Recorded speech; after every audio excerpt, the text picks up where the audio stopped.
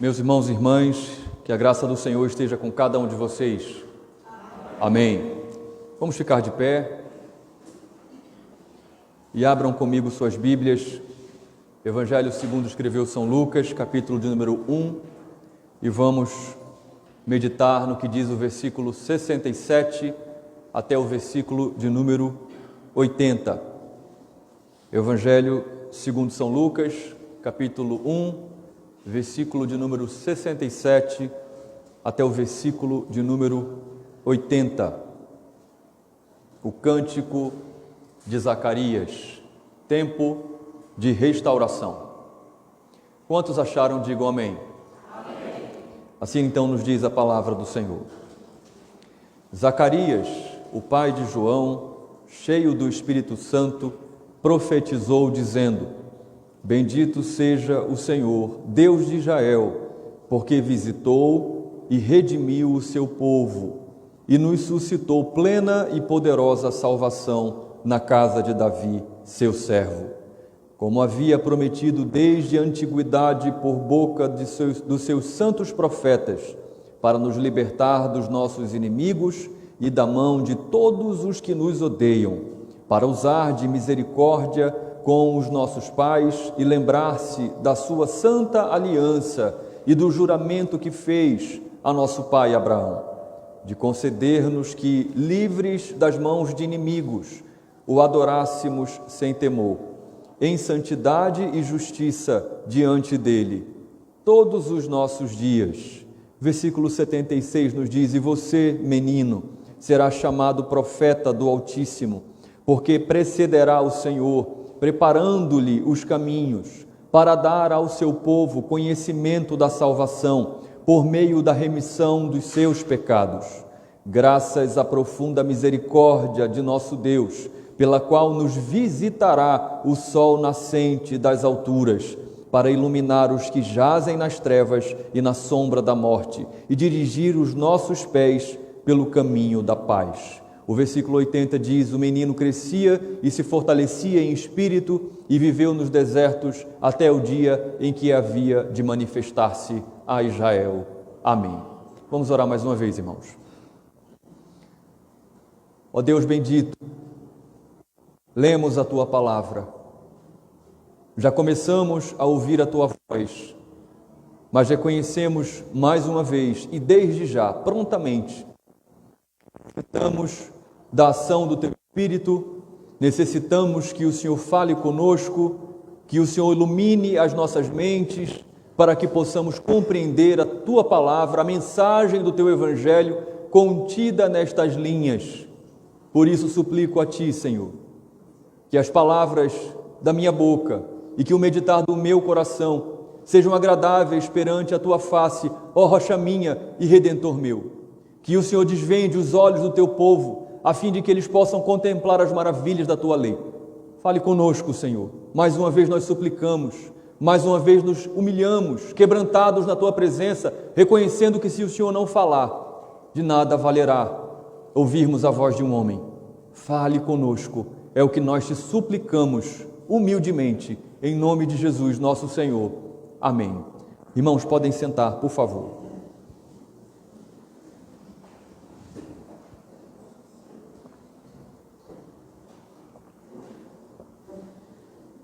Meus irmãos, a reforma protestante, ela resgatou importantes marcos bíblicos da igreja e da fé cristã.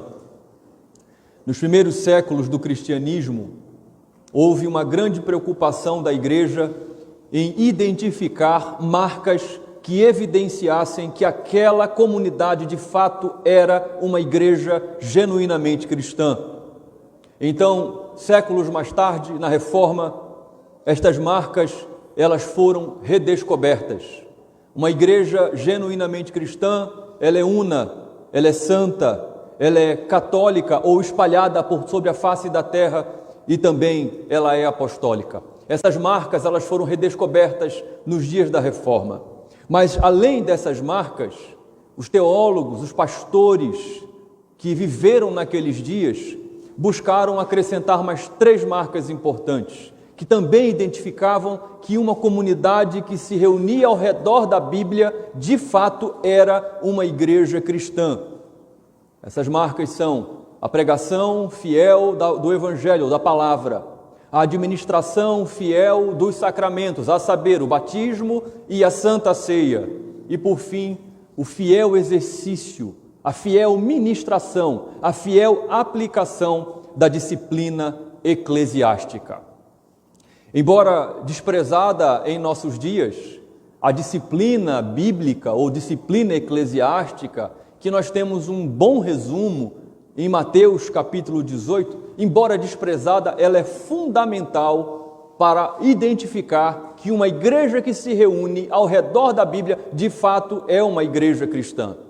As pessoas têm estabelecido no seio da igreja um padrão muito semelhante ao padrão do mundo, onde as pessoas não se submetem à autoridade, onde as pessoas não reconhecem a disciplina bíblica, as pessoas rejeitam qualquer tipo de conceito e qualquer tipo de aplicação de uma doutrina que exponha e que traga a aplicação da doutrina da disciplina bíblica, e essas pessoas simplesmente deixam a igreja e vão para outra igreja, e lá são recepcionadas nessa igreja sem que se pergunte de onde vieram, sem que se pergunte de qual foi o testemunho que se deixou na antiga igreja que passou. O fato é que a disciplina bíblica ela é estranha na grande maioria das igrejas dos nossos dias. Mas repito, embora ela seja desprezada, ela é uma marca fundamental da igreja. A disciplina ela tem basicamente dois propósitos ou dois princípios, e todos dois eles visam a glória de Deus. Eles visam o bem da própria igreja. O primeiro propósito da disciplina bíblica é proteger a igreja de falsos cristãos, preservando dessa forma o testemunho da igreja para o mundo. Organizar a vida espiritual e devocional da igreja, mantendo fora da igreja aqueles que querem dizer que professam a fé cristã, mas que de fato não são cristãos. Preservar o testemunho, não levar escândalo àqueles que estão lá fora e que muitas vezes apontam para as igrejas e dizem aquilo é de fato uma igreja evangélica, aquilo de fato é uma igreja que tem a Bíblia como sua regra de fé. Não parece, porque os membros daquela igreja não têm vida, não demonstram de fato viver de acordo com o que a Bíblia ensina. Então esse é o primeiro propósito, proteger o testemunho da igreja, proteger a igreja de falsos cristãos.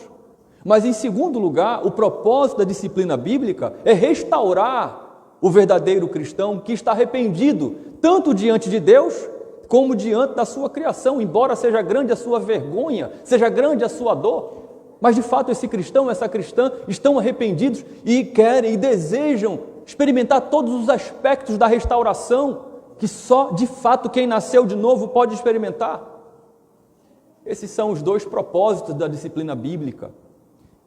Apesar de ser um processo doloroso a aplicação da disciplina, apesar de ser em grande medida um aspecto solitário, silencioso, de ser um processo considerado como longo. Você quer um exemplo prático disso? Nós estamos aqui, estamos bem de saúde, graças a Deus. Mas se você começar a sentir uma dor aguda, rapidamente os minutos se transformarão em horas, porque você está sentindo dor. Da mesma forma, quando você está debaixo de um processo disciplinar, o seu coração está doendo porque você se arrependeu, você viu que você pecou contra Deus, e agora as semanas de processo de disciplina se tornaram anos. Então, o processo disciplinar, ele não é fácil, ele não é simples, ele é um processo doloroso. Entretanto, o processo da disciplina é graça de Deus na vida do cristão. Zacarias, o sacerdote, que foi o autor dessas palavras que nós lemos, ele pecou, ele errou diante de Deus. E ele foi disciplinado por Deus. Ele duvidou do que Deus havia falado por meio de seu enviado, do seu emissário Gabriel. Aqui ainda no capítulo 1, versículos 19 e 20. E por conta disso ele foi disciplinado. Foram 9 longos meses de silêncio e de reflexão. 9 meses de dura disciplina sobre esse idoso pastor. Zacarias, nesse tempo, pôde ser tratado por Deus. Esses versículos que acabamos de ler evidenciam isso. E o que nós estamos enxergando aqui no Cântico de Zacarias é que é tempo de restauração. Não só na vida de Zacarias, mas também na vida do povo de Deus.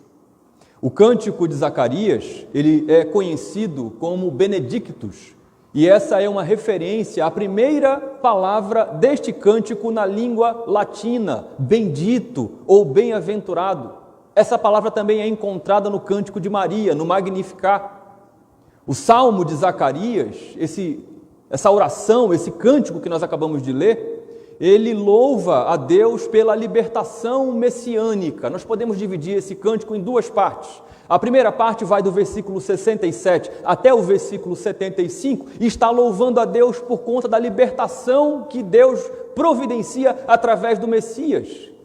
Mas a segunda parte, que é do versículo 76 até o versículo 79, também é uma manifestação de alegria no coração de Zacarias pela participação de seu filho João nesse momento histórico da redenção do povo de Deus, por esse momento histórico de restauração no povo de Deus.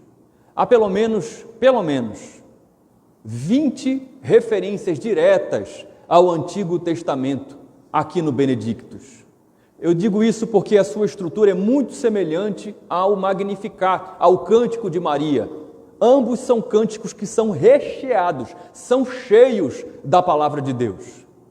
E este cântico, regido, conduzido, orquestrado pelo Espírito Santo, vai ressaltar basicamente 2 palavras centrais: aliança, que vamos falar sobre isso no decorrer da exposição, e juramento.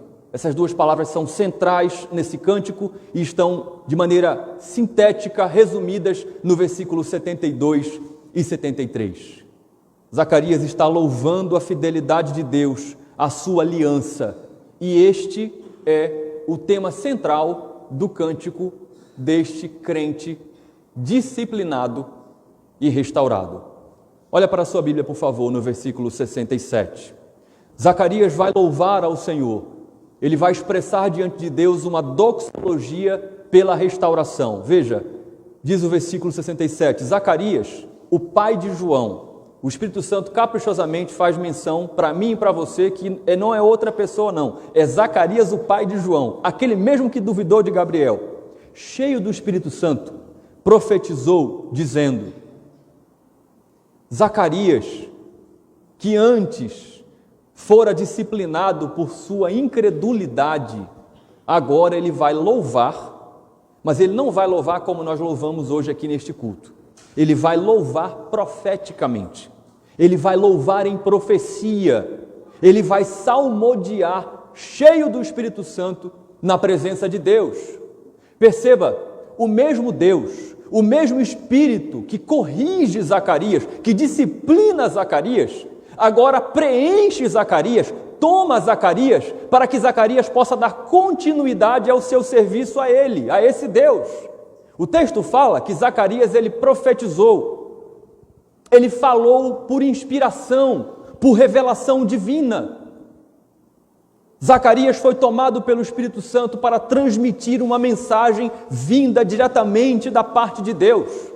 E esse anúncio profético que emana dos lábios de Zacarias é nada mais, nada menos do que a verdade, é a palavra de Deus. É a mensagem de Deus ao seu povo. Zacarias é levantado, cheio do Espírito Santo, para falar a verdade de Deus. Da mesma forma como ele se refere ao menino no versículo 76, dizendo que ele será profeta do Altíssimo, aqui Zacarias é levantado pelo Espírito Santo de Deus, após restaurado, para ser profeta. E aqui nesse cântico de Zacarias, é um anúncio, é uma prédica do que está por vir. É muito interessante isso, porque os olhos de Zacarias, que antes estiveram fechados, quando Gabriel disse: vocês serão pais de um menino, Zacarias não conseguiu enxergar isso, mas aqui, após a sua restauração, os seus olhos da fé finalmente estão abertos. Finalmente os olhos da fé de Zacarias estão restaurados. Ele pode predizer, ele pode profetizar, ele pode anunciar uma mensagem divinamente inspirada. O que isso fala ao seu coração? Ao meu, fala o seguinte: ora, se Deus não rejeita um restaurado, alguém que foi disciplinado, mas que foi restaurado pela graça de Deus, por que nós deveríamos rejeitar? Muitas igrejas pregam o Evangelho do Senhor Jesus Cristo. Muitas igrejas pregam o Evangelho da graça. Mas poucas igrejas vivem o Evangelho do Senhor Jesus Cristo. Vivem o Evangelho da graça.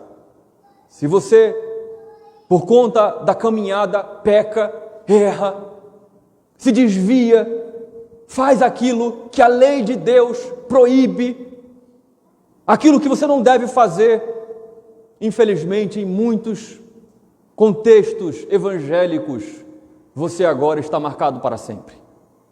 Você agora é um ex, ou é uma ex, alguma coisa. Esse não é o Evangelho da graça.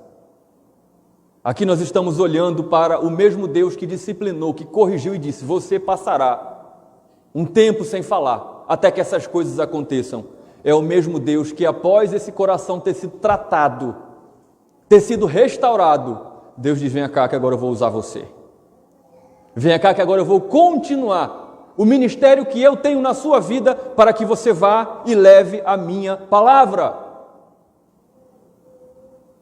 Pastor, eu estou ouvindo bem o que o senhor está dizendo aqui nessa noite, mas eu quero lhe dizer que essa palavra acho que talvez não se aplique muito bem para mim, porque afinal de contas eu nunca fui disciplinado na vida. Eu tenho anos e anos e décadas de evangelho e eu nunca passei por um processo disciplinar. Deixe-me dizer a você que essa palavra é para todos nós, não só para mim como pastor. Se Deus foi gracioso com você e você nunca passou por um processo disciplinar, ouça o que o Evangelho está lhe dizendo hoje: não rejeite aqueles que estão em dificuldade na fé. Não olhe troncho, não olhe com olhar de desdém ou de incredulidade, achando que não há mais jeito, que não há mais restauração, que talvez se houver alguma restauração é só superficial. Não! O Evangelho da graça é poderoso para restaurar integralmente aquele ou aquela que nasceu de novo. Você, meu irmão e minha irmã, foi chamado por Deus para ser um instrumento de amor, um instrumento de fé, de acolhimento. Não de acolher o pecado, mas de acolher o pecador arrependido. Talvez você conviva com uma pessoa que não está sob disciplina eclesiástica, mas você sabe que essa pessoa está mal na fé. Sinta-se responsável por orar por esta vida, por acolher esta vida, por não rejeitar essa vida. Você não sabe o que Deus tem nessa vida. Gostamos muito de uma canção de Sérgio Lopes, que diz: as mãos que você hoje ajuda a levantar, elas vão aprender a amar e um dia levantar alguém que pode até mesmo ser você. Que essa não seja nossa motivação, que nós não sejamos instrumento de acolhimento e de restauração na vida de outros, apenas esperando que no futuro retribuam para nós o bem, mas que sejamos a semelhança do nosso Senhor e Salvador Jesus Cristo. Bem-aventurados, nós lemos hoje, os misericordiosos, porque eles alcançarão misericórdia. É duro, eu sei, mas eu preciso dizer, nós lutamos tanto para trazer descrentes para a casa de Deus, e esses descrentes vêm, e eles se convertem, e eles frequentam a igreja, e quando essas pessoas começam a mostrar os seus problemas, começam a mostrar que são pessoas problemáticas, que estão vindo cheias de cargas do mundo, nós queremos rejeitá-las. Parece que nós nos arrependemos de acolher essas pessoas. Ah, Senhor, que esse não seja o nosso destino e o nosso fim como igreja, que o Senhor não olhe para nós e nos encontre assim, homens e mulheres impiedosos. Se já não bastasse a gente ter as nossas diferenças internamente, parece que as pessoas, os evangélicos, estão esfriando no amor e não conseguem nem mais pregar o evangelho da graça lá fora. Começam a selecionar: não, eu não vou levar essa minha vizinha para a igreja não, porque ela é muito fofoqueira. Traga a sua vizinha fofoqueira para a igreja, porque aqui ela vai aprender a controlar a sua língua lendo Tiago. Não, eu não vou chamar esse homem não, porque ele é muito mulherengo. Traga, não menospreze a obra do Espírito Santo. Quem diria que Zacarias passaria 9 meses calado para, quando abrisse a sua boca, profetizar? Nós não sabemos o que Deus tem na vida do seu povo e nem precisamos saber. Nós somos chamados para ser instrumento de restauração. Restauração é sinônimo de vida. Se você está passando por uma dificuldade na fé, se você está passando por um processo disciplinar, deixe-me lembrar você, meu irmão e minha irmã, restauração é sinônimo de vida. Quantos podem dizer amém? Zacarias está literalmente preenchido. Ele não está sendo cercado pelo Espírito Santo, ele está preenchido pelo Espírito Santo. E ele está falando e falará sobre coisas do céu, divinas, que lhe foram reveladas por Deus. De outra forma ele não saberia, não teria como falar. Veja só, esse homem restaurado, cheio, preenchido do Espírito Santo de Deus. Então ele vai louvar. E ele vai falar o motivo do seu louvor. Versículos 68 e 69. Veja lá. Ele diz: bendito seja o Senhor, Deus de Israel, porque visitou e redimiu o seu povo, e nos suscitou plena e poderosa salvação na casa de Davi, seu servo. Você lembra que no Magnificar, Maria louvou Yahvé por ser abençoada. Ela magnificou, ela bendisse a Yahvé porque ela foi bem-aventurada. Ela foi abençoada por Deus, agraciada por Deus. Aqui Zacarias está bendizendo o próprio Yahvé Adonai. Ele está bendizendo não a ele, não ao menino, não a Isabel, que foi uma mãe adequada, que conseguiu sustentar a gestação até o fim. Não, louvado é Yahvé Adonai, louvado é o Senhor Deus, por 3 razões. Segundo o texto, 3. Primeiro, porque ele visitou. E esse verbo significa literalmente ir ver, contemplar. Mas não só chegar e olhar por curiosidade. É chegar, contemplar e cuidar. Porque ele visitou. Bendito seja o Senhor, Deus de Israel, porque ele nos visitou, ele nos viu, ele veio nos visitar e veio cuidar de nós.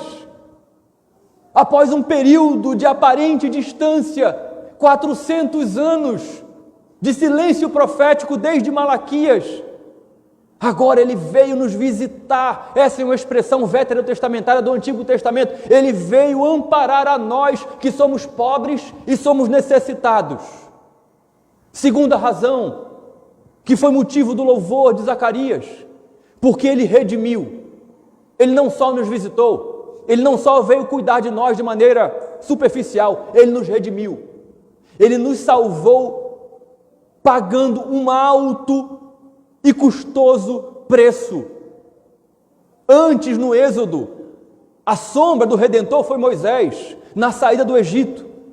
Mas havia uma expectativa messiânica, havia uma expectativa em alguém que seria enviado por Deus, de um Messias. E agora ele está dizendo: esse tempo chegou, o tempo da restauração chegou. É esse Cristo, é esse Messias esperado, que veio trazer a final restauração, que foi de maneira sombreada, iniciada lá no Antigo Testamento por Moisés. Bendito seja o Senhor, Deus de Israel, porque Ele nos visitou e porque Ele nos redimiu. E porque, em terceiro lugar, Ele suscitou plena e poderosa salvação. Na língua original, poderosa salvação poderia ser traduzida no português por ergueu um chifre. Chifre é a palavra que tem no grego. E existe um significado para esta palavra, está no escrito do evangelista Lucas. Esse chifre é emblemático na literatura do Antigo Testamento. É sinônimo de uma arma poderosa. Não é um chifre qualquer, é um chifre de um touro, é um chifre de um animal forte, É uma arma poderosa e destruidora. O que este pastor idoso, que ninguém mais sabia se um dia ele ia abrir a boca e ia falar, ele está dizendo: esse é o motivo do meu louvor. Bendito seja Deus que visitou a nós, que nos redimiu, que levantou, que ergueu um chifre, uma arma poderosa de um lugar específico. Veja o sinal de alguém restaurado por Deus. Preste atenção. Na casa de Davi. Essa poderosa salvação, ela vem da casa de Davi, seu servo. Zacarias poderia dizer: essa salvação vem da casa de Levi. Eu sou sacerdote segundo a casa de Levi. Não é isso que ele diz. Ele diz da casa de Davi, da casa de Maria. A promessa havia sido feita no Antigo Testamento e havia uma casa certa, e não era a casa de Levi, era a casa de Davi. Não é João o Redentor, não é João o Salvador, mas é Jesus, é o Messias, o verdadeiro descendente do trono de Davi. Mas para que não haja aqui nenhuma contraposição de esferas de autoridade, ele diz: Davi é rei, mas Davi é servo. Davi é inferior a esse descendente, a esse Messias. Davi é apenas um servo, é apenas alguém que faz parte de uma linhagem. Jesus Cristo, sim, Ele é o poderoso autor da salvação, da redenção, da libertação. O tempo de restauração chegou. Bendito seja Deus, bendito seja o Senhor, Deus de Israel. Mas então Zacarias, cheio do Espírito Santo, diz que o motivo do seu louvor e da sua adoração, ele não surgiu da sua cabeça, ele não surgiu a partir de João, não surgiu sequer a partir da aparição do anjo Gabriel no templo. Tem uma história, tem uma origem. Versículo 70, como havia prometido desde a antiguidade, por boca dos seus santos profetas. A profecia está se cumprindo, diz Zacarias, cheio do Espírito Santo. Ela não é fruto do acaso, ela não é obra do acaso. Profetas, homens separados, ungidos para anunciar essa verdade desde a antiguidade. Isso não começou em mim, não começou na minha casa. Mas atenção, isso também não começou nos profetas. Perceba que o início do versículo 70 diz como havia prometido. Quem havia prometido? O Senhor, Deus de Israel. Por boca, ele usou a boca dos profetas, mas quem falou, quem prometeu, quem revelou foi o próprio Deus da restauração. Por isso que ele diz: bendito seja não os profetas, bendita seja não Isabel, bendita seja nem a própria Maria, nem o próprio João, nem eu mesmo, bendito seja o Senhor, Deus de Israel. Lembre-se que Zacarias era um sacerdote. Ele, desde muito jovem, ele havia sido instruído nas letras do Antigo Testamento, e ele sabia muito bem do que ele estava falando. Ele conhecia as profecias do Antigo Testamento. Ele sabia da história da redenção, do plano de salvação de Deus para o seu povo. É por isso que o seu coração está tão cheio da palavra de Deus e tão cheio do Espírito Santo de Deus. Então, no versículo 71 e 73, ele continua dizendo o propósito. Para que esta restauração ela está sendo operada? Veja, para nos libertar de nossos inimigos e das mãos de todos os que nos odeiam. Versículo 72, para usar de misericórdia com os nossos pais e lembrar-se da sua santa aliança e do juramento que fez a nosso pai Abraão. De que inimigos Zacarias está falando? Ele se refere a adversários, a inimigos. O versículo 77 vai explicar o que ele está dizendo aqui no versículo 71. Salvação por meio da remissão dos pecados. Esses são os adversários, e você vai ver na continuidade dessa exposição. Zacarias está falando de inimigos, ao invés de pecadores, porque ele está com o seu coração cheio da palavra de Deus, com os seus olhos da fé completamente restaurados, ele está contemplando que o tempo da plena restauração chegou. É por isso que ele se refere a inimigos. E dentro desse contexto de inimigos, muita coisa está sendo dita. O que Zacarias está dizendo é que assim como Davi, que foi rei, que foi um instrumento de salvação e de libertação, um rei guerreiro nos dias do seu reinado, Deus providenciaria esse rei Messias, que será o libertador, o redentor, o restaurador do seu povo, não só do Israel nacional, mas do Israel de Deus, conforme as promessas do Antigo Testamento, conforme o juramento feito a Abraão. É muito interessante, porque os versículos 72 e 73, veja que é o mesmo Espírito Santo que envolveu Maria, é o mesmo Espírito Santo que está preenchendo Zacarias. Se você voltar na sua Bíblia e olhar os versículos 54 e 55, você vai ver que os versículos 72 e 73, eles são idênticos. O Espírito Santo está renovando a profecia agora no coração de Zacarias. Esse Deus bendito, ele jurou a Abraão, ele tem aliança com o seu povo e ele está cumprindo perfeita e plenamente o juramento que ele fez. Ele estabeleceu um pacto com Abraão. Gênesis capítulo 12, versículo 3, em ti serão benditas todas as famílias da terra. Apesar da rebeldia, da nossa rebeldia, minha e sua, apesar da nossa dureza, a dureza do nosso coração, apesar dos nossos pecados, vejam os inimigos que Zacarias está se referindo. Apesar de tudo isso, o Senhor não volta atrás na sua aliança. O Senhor não voltou atrás na aliança que ele tinha com Zacarias. Ele corrigiu Zacarias. Ele corrige a mim e a você. Ele nos disciplina porque nos ama. E ele faz com que os efeitos da sua aliança sejam plenos, duradouros e eficazes na minha vida e na sua vida, exatamente como ele fez na vida de Zacarias. Esse Redentor, prometido desde a antiguidade, ele está chegando, é Cristo.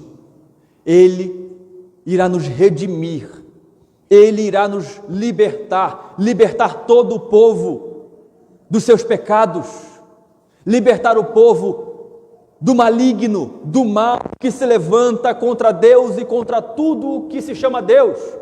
Ele libertará o seu povo da morte, do inferno, da condenação eterna.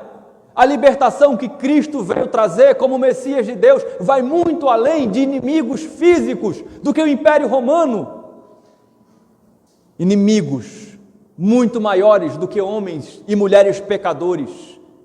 Ele nos libertará do próprio poder da morte e do inferno e da condenação eterna.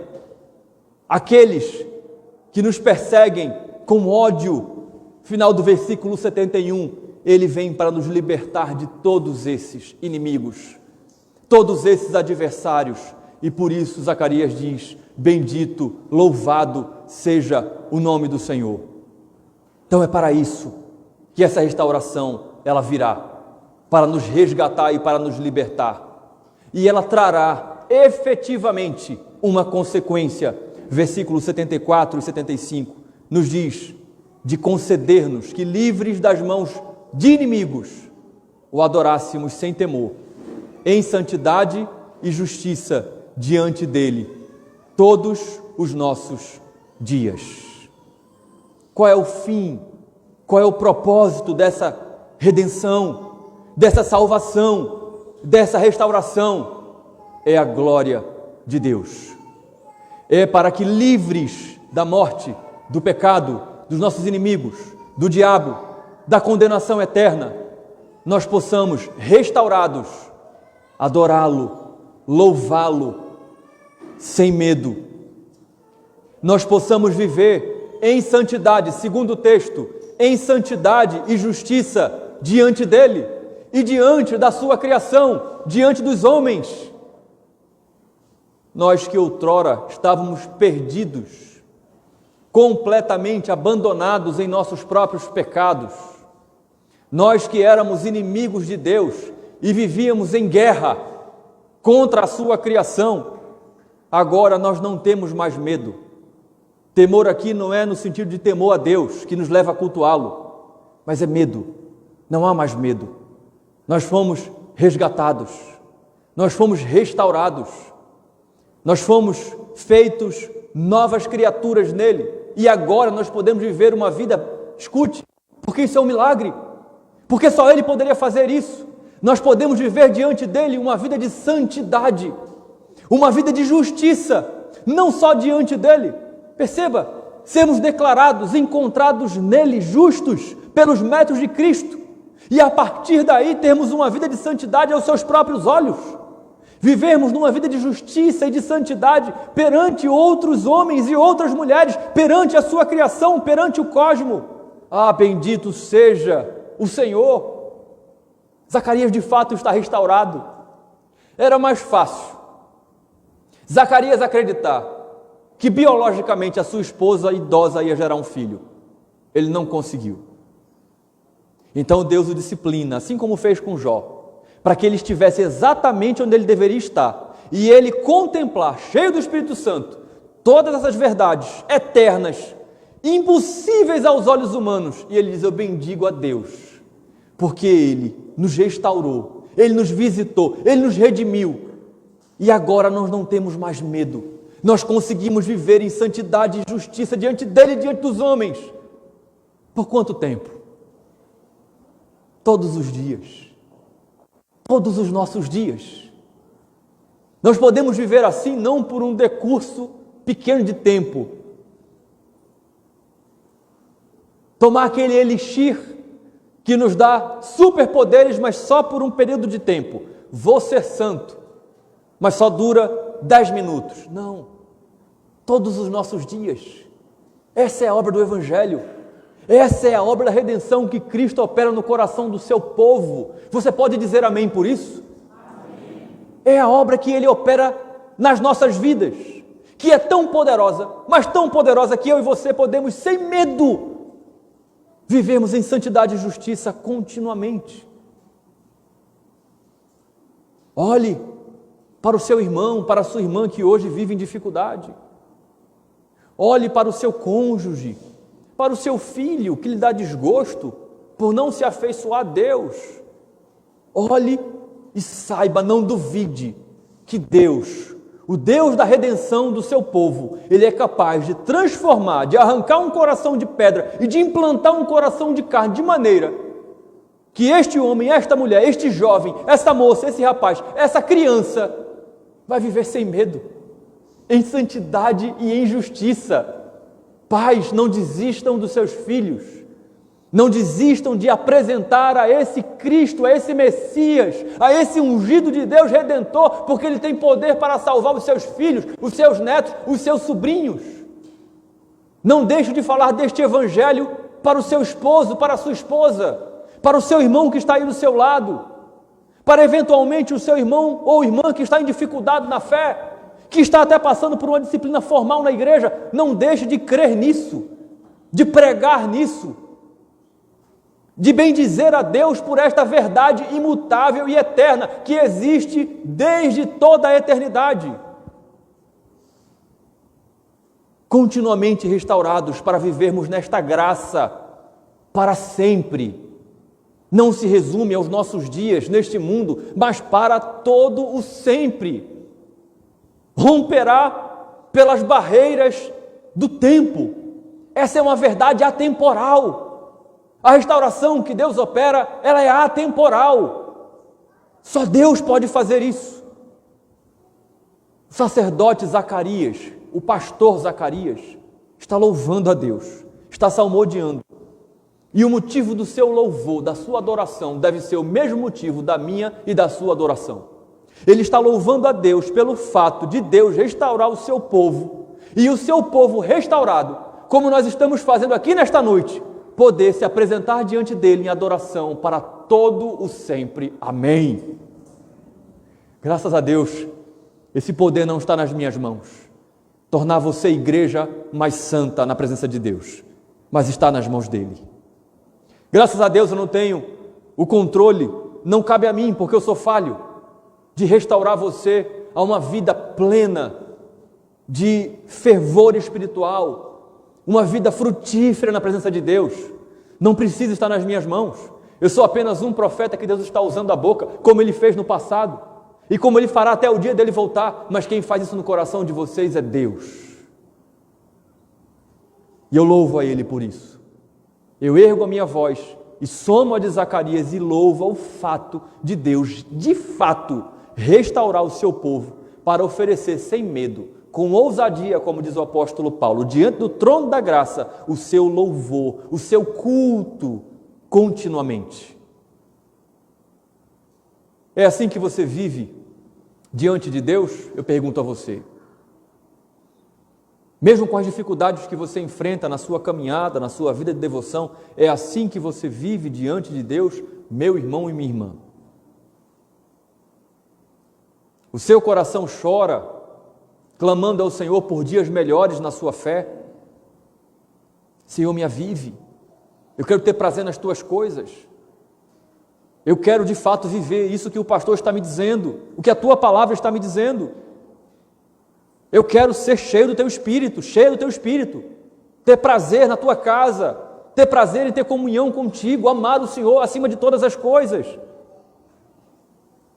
Se você não tem feito isso, faça. Ore a Deus, clame a Ele, Senhor, me restaure. O maior interessado em fazer isso na sua vida é Ele. Então Zacarias, cheio do Espírito Santo, ele volta o seu olhar para o menino João. O versículo 76 e 77 nos diz: e você, menino, será chamado profeta do Altíssimo, porque precederá o Senhor, preparando-lhe os caminhos, para dar ao seu povo conhecimento da salvação, por meio da remissão dos seus pecados. Muito interessante. Talvez eu e você achássemos que Zacarias fosse dedicar toda essa canção ao seu filho tão esperado, ao seu menino, mas só agora ele se refere ao seu filho, mas ele não se refere a João como seu filho, ele se refere como menino. Poderia também ser traduzido literalmente como criancinha, é como se fosse ele não se refere como sendo seu filho, e sim como sendo uma criancinha. Talvez eu e você então pudéssemos esperar que o seu coração estivesse envolvido pela adoração, pela bênção, meu filho. Mas não. Zacarias aqui está se apresentando como alguém que de fato foi restaurado por Deus. O seu cântico não bendiz a bênção. O seu cântico bendiz ao Deus da bênção. O seu cântico não bendiz ao seu filho, ou a sua esposa, ou a sua família, ou o seu ofício. Fui eu que, por conta do meu ofício, alcancei essa bênção. Ele bendiz aquilo que é mais importante. O Espírito Santo o conduz para louvar o fato de que Deus havia levantado outro Elias. É isso que ele está bem dizendo. Ele não está olhando para o fato de ser seu filho. Ele está olhando para o fato de saber: Deus levantou outro profeta. Os 400 anos de silêncio, eles acabaram. Cumpriu-se aquilo que está em Isaías capítulo 40, Malaquias capítulo 3. Ele está dizendo: és profeta do Altíssimo. Esse Altíssimo que você profetizará, que você anunciará, ele trará restauração. Mas você, João, fará os preparativos. Você será o seu predecessor, você o precederá.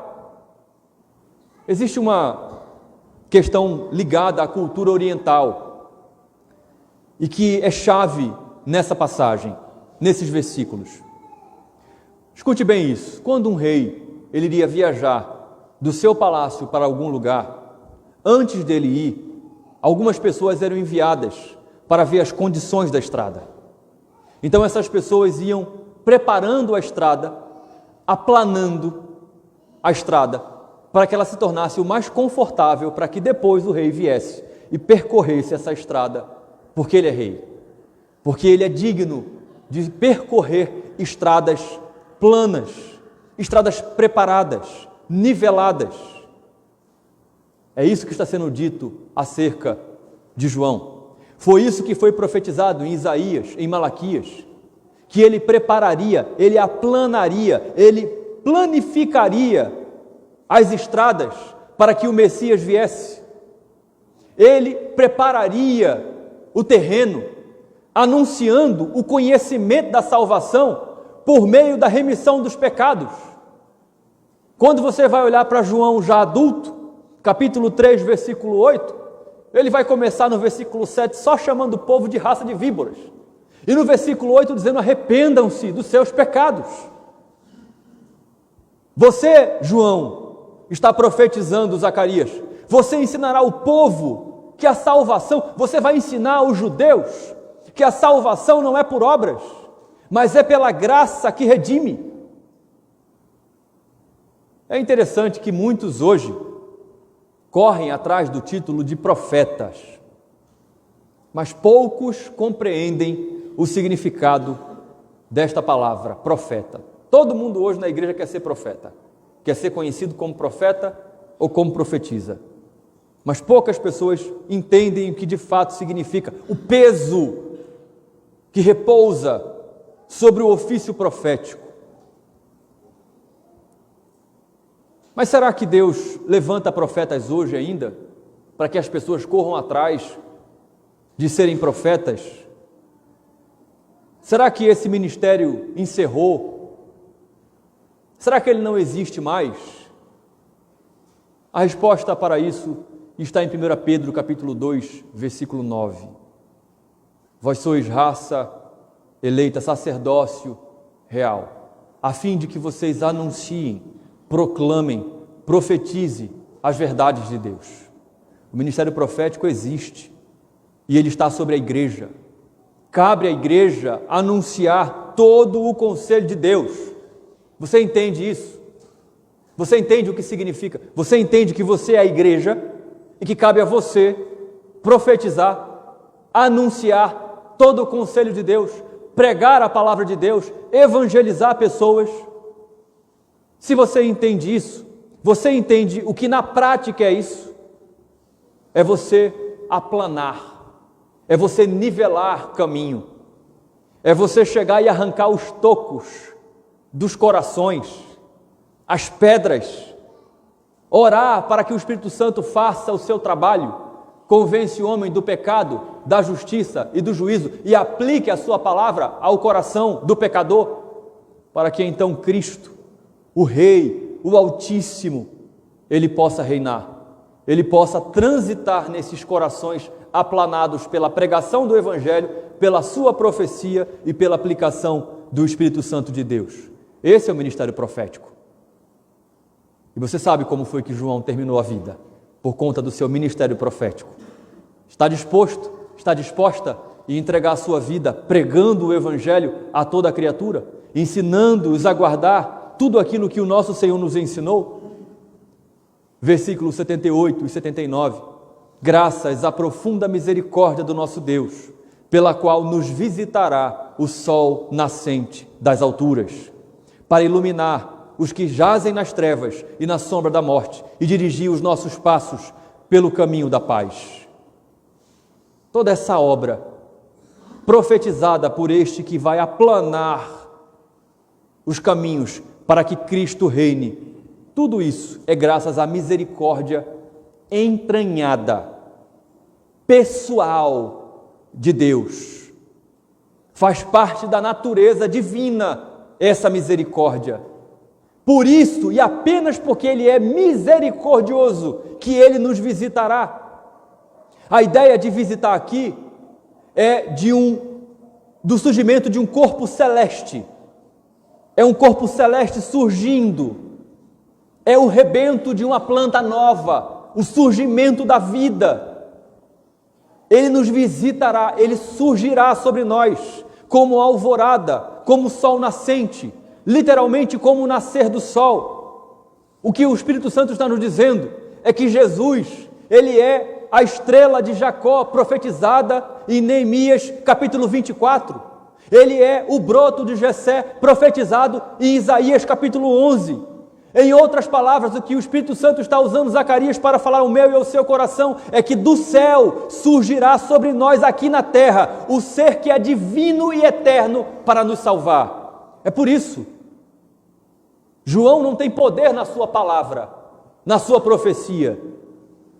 Ele será o profeta pré-anunciado em Isaías 40 e Malaquias 3, mas tudo isso só vai acontecer por conta da profunda misericórdia de Deus. É por isso que essa luz brilhará sobre nós. E essa luz será tão intensa, segundo a profecia de Zacarias, que já foi cumprida e nós experimentamos dela, que ela dissipará as trevas, ela iluminará todos aqueles que estão em trevas. E depois de iluminar aqueles que estão em trevas e eles finalmente conseguirem enxergar, essa luz vai conduzi-lo, esse ser, esse Deus vindo do céu, vai conduzir essas pessoas por veredas de paz, por veredas fora de guerra e de perturbação. É por isso que é possível eu e você enfrentarmos lutas terríveis nessa vida, em várias áreas que eu poderia citar se o tempo desse. Mas nós podemos experimentar de paz, porque Ele brilhou sobre nós, o sol da justiça, o renovo, o rebento de Jessé. Ele brilhou sobre nós, por isso nós fomos restaurados, por isso nós fomos redimidos e alcançados. Não foi o pastor, o pregador que pregou a palavra no dia da sua conversão, não foi sequer os seus pais que trouxeram você à igreja. Deus usou isso, mas quem fez brilhar isso no seu coração foi esse sol nascente. Quem faz você repousar em verdes pastagens, junto a ribeiros de águas tranquilas, é o seu pastor, é o Senhor Jesus Cristo. Zacarias está dizendo: eu bendigo a esse Deus, que brilhou sobre mim, e que me tirou do caminho da guerra, e me conduziu e me conduz em caminho de paz, que tirou a perturbação do meu coração e que me fez descansar nele. O que o Espírito Santo está falando através de Zacarias é: o tempo da restauração chegou. Não só sobre a minha vida, eu estou falando e eu estou entoando, eu estou salmodiando diante de Deus, mas sobre todo o Israel de Deus. O tempo da restauração chegou. O versículo 80 encerra nos dizendo caprichosamente que o menino crescia e se fortalecia em espírito, e viveu nos desertos até o dia em que havia de manifestar-se a Israel. Lucas nos informa que João crescia e se fortalecia integralmente. A palavra espírito aqui é caráter, personalidade, como pessoa. Mas o texto também nos fala que ele viveu nos desertos, e certamente esta é uma alusão ao seu estilo de vida ascético, desprendido de prazeres comuns, de distrações comuns da vida. Não se casou e outras coisas que eu poderia citar. Então, certamente, o Espírito Santo faz essa menção para nós, de que ele cresceu nos desertos. E deserto aqui é literal, tá? É deserto, terra árida, inóspita. Mas eu olho para esse versículo 80 e eu não consigo deixar de ver uma íntima conexão entre o ministério profético de João Batista e o ministério profético da igreja. Porque ao longo dos séculos, é assim que o Senhor tem feito comigo e com você na nossa história. O Senhor tem feito a igreja crescer em espírito. O Senhor tem feito a igreja crescer integralmente, em caráter, em personalidade, em santificação, caráter de Cristo, evidenciando o fruto do Espírito. E nesse contexto que a igreja está crescendo ao longo da história, na consumação dos séculos, ela vai peregrinando. E o lugar da sua peregrinação é o deserto deste mundo caído, pecaminoso. E ela peregrina neste mundo, neste deserto caído, no pecado, mergulhado no pecado, que jaz no maligno, e ela anuncia a palavra do Evangelho. Ela anuncia restauração. Mas como é essa caminhada? Se você for olhar o ministério de João Batista mais à frente, você vai ver que ele foi rejeitado, que ele perde a sua cabeça por conta disso. E da mesma forma como aconteceu com João, acontece com a igreja. A igreja caminha neste deserto pecaminoso e ela é rejeitada. É uma caminhada de rejeição, mas ela vai avançando. João estava no deserto, até o tempo em que ele iria se apresentar a Israel.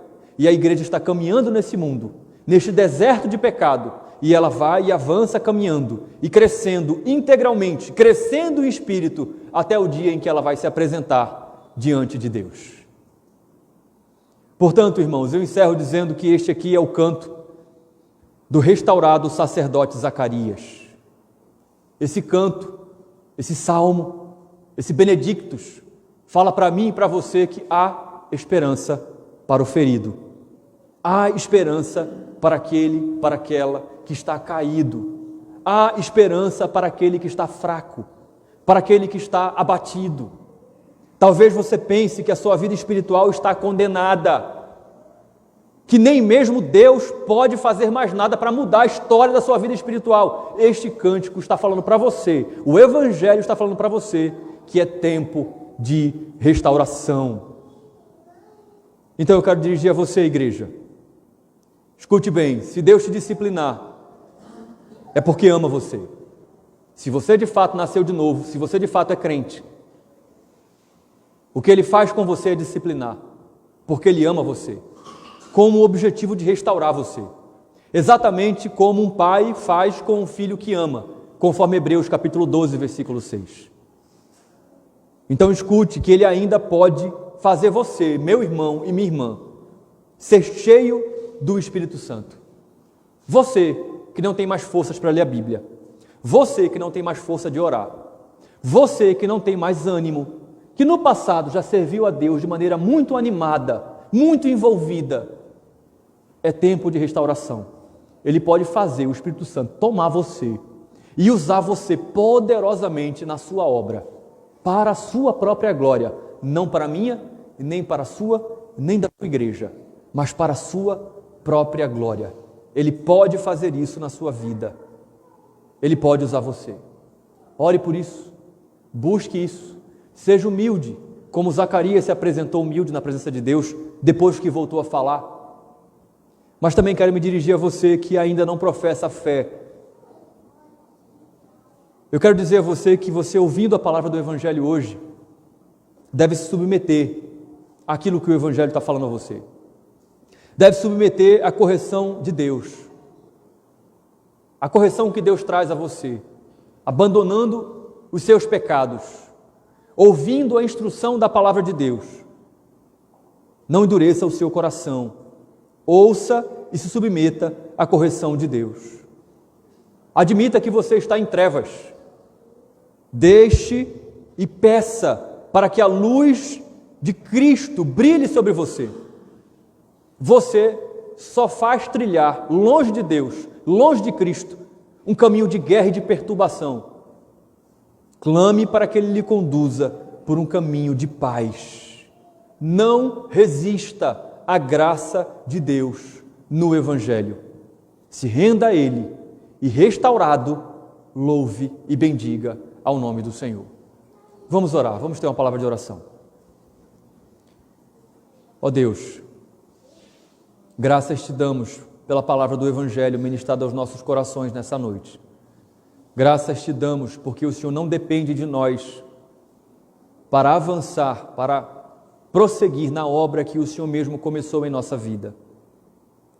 Mas a nós que já somos crentes, perdoa-nos em nossa falta, em nossa negligência no processo de santificação. Nos ajude, Senhor, a andarmos em santidade, a buscarmos a Tua face, a nos submetermos à correção e à disciplina que o Senhor traz sobre nós. Move os nossos corações para buscarmos refúgio no Senhor. Ajuda em Tua casa, em Tua igreja. Faz de nós crentes amorosos, compassivos, misericordiosos. Crentes que têm braços estendidos para acolher e para ajudar aqueles que estão mais fracos nesse processo de santificação, de restauração. Faz isso em nós como igreja, Senhor. E aqueles que aqui estão, ó Deus, que ainda caminham em rebeldia, em trevas, em perturbação e em guerra, se apiede desses corações e se revele salvificamente, de maneira que eles possam se render ao Senhor que eles possam se render à salvação que há em Cristo Jesus e possam experimentar de uma genuína e verdadeira restauração todos os dias da sua vida, por toda a eternidade, e possam te bendizer, assim como Zacarias te bendisse. Bendito seja o Senhor, Deus de Israel. Assim nós te oramos, em nome de Jesus. Amém.